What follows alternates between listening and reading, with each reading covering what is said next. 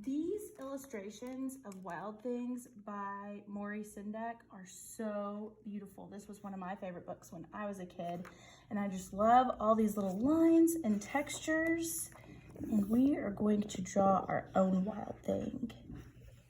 The fun thing about drawing these is you can really use your imagination. Your Wild Thing does not have to look like the Wild Things in the book. It doesn't have to look like the Wild Thing I'm gonna draw. It can be completely imaginary, but I am going to kind of give y'all step by step for how to get it started. Okay, so the first thing I'm gonna do is make a circle, right? Doesn't have to be perfect. It's okay if it's a little bit wonky because they're Wild Things. They're not perfect. Next, I'm going to make kind of like a couple of curved lines that are coming down here. For the Wild Thing's face, I'm going to make a couple of horns. I'm going to make great big eyes because Wild Things roll their terrible eyes. So I'm going to make his eyes looking up because he's rolling his eyes. There's his big old nose.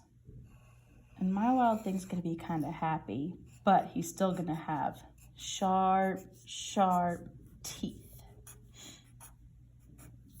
For my Wild Thing's legs, that's easy. You just make a curved line and a curved line, and then you make a couple little lines out here, and my Wild Thing's going to have sharp toenails.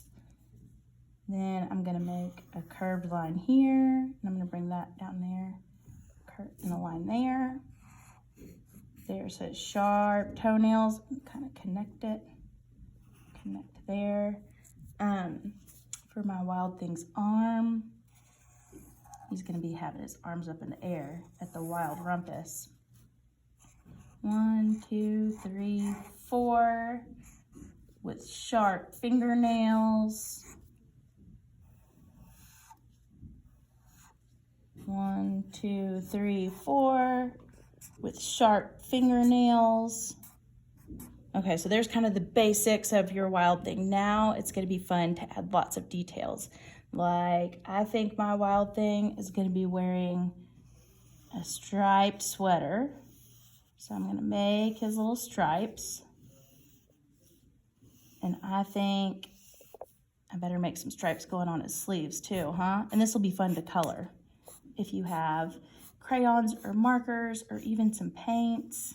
If you don't have any colors available, you know what Maury Sendak does that I think is just really cool is he's got all these little bitty lines and textures, so you could even kind of just make it a little pencil or pen drawing and give it lots of little texture lines to make it more interesting without even having to open a box of crayons or dig around for markers, because I know at my house I don't always have everything that I need like I do in the art room. Just give it as much detail as you want to.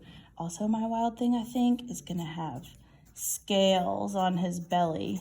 That's easy to make, the scales. You just kind of make these little V's and line them up and overlap them. Again, nice thing about drawing Wild Things, they don't have to be perfect. They can be weird.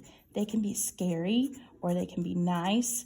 Maybe you could even draw like a cute lady Wild Thing and make her wear a tutu or something instead of a stripy sweater. Maybe you could make her have, you know, hot pink fingernails or something. I can't wait to see what all y'all come up with because they're all going to be so different and so fun. Okay, so there's my little stripy sweater, my scaly tummy and scaly legs. Let's give this Wild Thing some wild hair. I think I'm gonna make this Wild Thing have kind of long, wavy hair. And I'm just gonna make him have kind of some hair in his face. Maybe this Wild Thing didn't get to brush his hair this morning, so it's just going kind of crazy. Maybe when I color his hair, I'll color each little strand a different color. Y'all know I love rainbows. Okay, last thing I think my wild thing needs is maybe a tail. Should my wild thing have a tail? I feel like my wild thing should have a tail.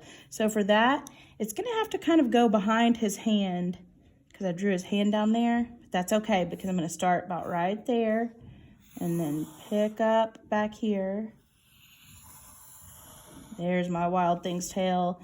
And again, I can add, Maurice Sendak loves making these little texture lines. And that is going to show that this is kind of a bushy, hairy tail. So real quick, I'm just going to put in lots of little texture lines. I'm doing this in Sharpie just so that y'all can see what I'm doing, but I kind of wish I was doing it in pencil so that way I could kind of erase as I go. And if you do it in pencil, that'd be cool too because you can erase as you go. And remember, things always look better when you outline them. So if you have a pencil that you're drawing in, and if you can find a marker or a Sharpie or even a pen or even a black crayon, it might look good to outline it. And if you want to color it, I think that that would be awesome too. Okay, hope y'all enjoyed making a wild thing. Can't wait for y'all to tell me all about your own wild things.